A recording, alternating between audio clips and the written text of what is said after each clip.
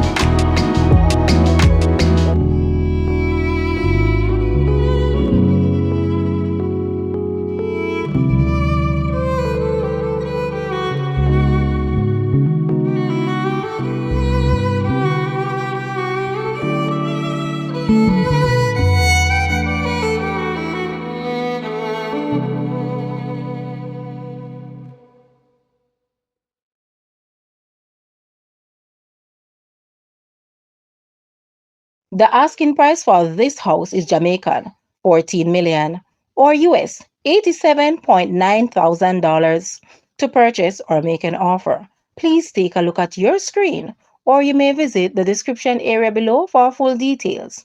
If you like this video, please hit the like button and also share with a friend. Thanks for watching guys.